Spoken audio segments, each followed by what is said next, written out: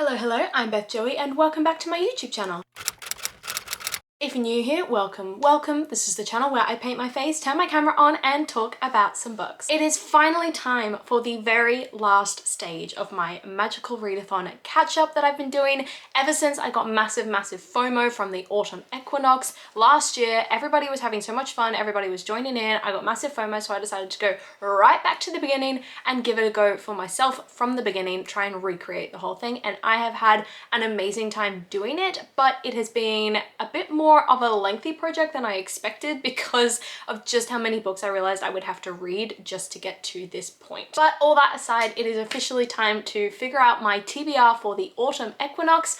I am an illusionist rogue, I think is what I'm studying at the Aurelium Academy. If this makes no sense to you at all, I will link G from Book Roast, her announcement videos and all the details and everything down below, so you can go and check it out on her channel and join yourself if you want to participate next time around. But for this time, I am going to be completing like my autumn equinox qualifications, I guess, to become an illusionist rogue, which includes reading 5 books based on 5 prompts specific to this sort of career path. So the 5 prompts that I have to complete in this autumn equinox TBR are a book with wings on the cover, a book I don't know much about, a book under 300 pages, a prompt from the previous semester, and a book that features time travel. So let's just start from the very beginning and go for my pick for a book with wings on the cover, which is going to be Daughter of the Moon Goddess by Sue Lin Tan. As you can tell, there is a bird right there on the cover. That counts as wings, so this is the book we're going for. This is the Fairy Loot, I believe, special edition of this book, which has the most beautiful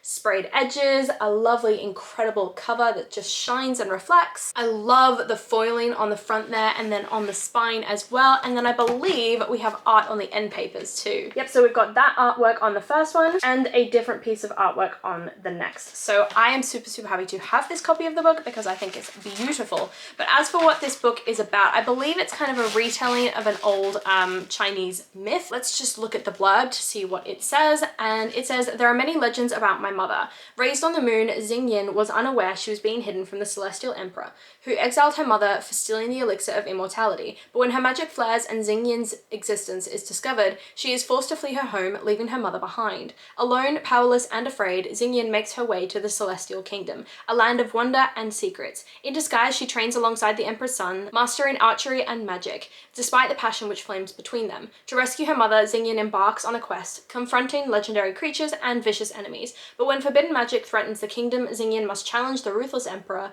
leaving her torn between losing all she loves or plunging the realm into chaos. So super excited to be picking this one up in the autumn equinox, but yeah, that's the first book. Next up is a book that I don't know much about, which is going to be Serpent and Dove by Shelby Mahurin. This is a book that has been on my TBR for literally years. I've had this book for forever, but I've never actually ended up doing much research into what this book actually involves outside of a witch and a witch hunter are forced to get married for some reason. I assume it's to do with like uniting their people or something, and then all hell breaks loose from there and it starts a bit of a rebellion or something along those lines. I believe this is one of a trilogy, but that's kind of my entire knowledge of this book. I don't want to know more before I read this one because I really want to go into this completely blind, but yeah, that is going to be book number 2. For book number 3, I have to pick a book that is under 300 pages, so I have picked The X Next Door by Joe Platt. I actually got this in a recent book box and I'll be filming a vlog for that, which will be coming out in a couple weeks as a sort of blind date with a book situation. Obviously, I now know what the book is because I've since opened the box, but this book is basically about a woman who, after her flat floods, she has to move into temporary accommodation only to find out that her ex has moved in next door, which creates a whole bunch of missed opportunities, awkward moments. She's realizing that she really likes her ex's new girlfriend, but still has really strong feelings for her ex. Her ex is definitely sending a lot of very mixed signals about his feelings for her. And yeah, it's supposed to be a fun, interesting, laugh out loud sort of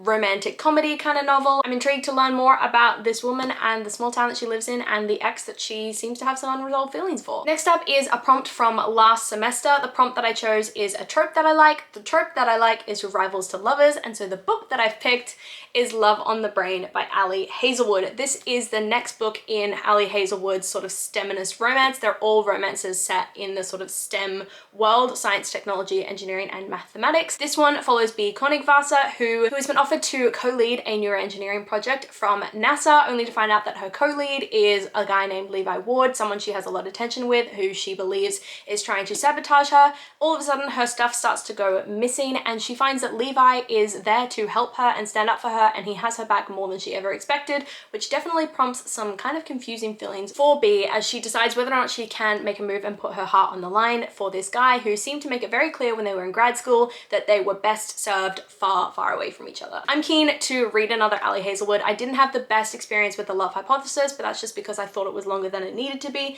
This one looks a little bit shorter, and I kind of love the sort of fanfic writing style that Ali Hazelwood has. I know a lot of people say that, like, if you liked Wattpad back in the old days, then you'll love this. So that's kind of what I'm hoping from this one. And the very, very last prompt is a book featuring time travel. I don't have a lot of sci-fi books on my shelves, so this one was definitely the biggest struggle to find a book that met this prompt. But I ended up picking something that I've seen a lot of people talk about. I don't actually own this book, but I've seen a lot of people talk about it. I've seen it appear all over Goodreads recently. A lot of people saying that they really enjoyed it, and that is Wrong Place, Wrong Time by Gillian McAllister. As for what this is about, I believe it's about a mother who witnesses her son committing a murder with no understanding of why he's done this. And as he's in custody and she goes to sleep in absolute despair that evening, she wakes up the next day and it is the morning of the murder.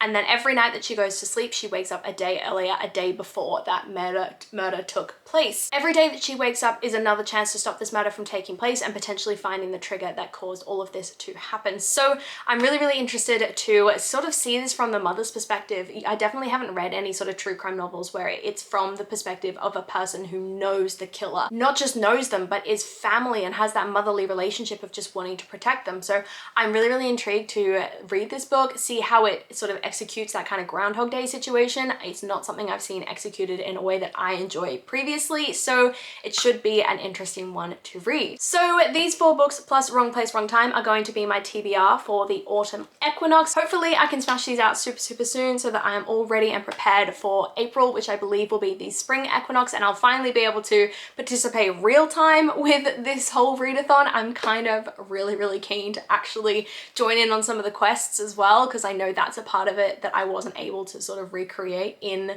these reread catch-up sort of situations. But that is the end of this video. So come and let me know down below if you've read any of these books, loved them, hated them, what your thoughts are on them, or just what you're reading at the moment, loving it, hating it. Come and chat to me in the comments down below. I love talking to you guys and I do my best to reply to every single comment. I really, really hope that you enjoyed this video, and if you did, please do let me know by liking, subscribing, and hitting that notification bell all down below. It is a super, super easy way to help my channel grow, and I will see you lovely people in my next video.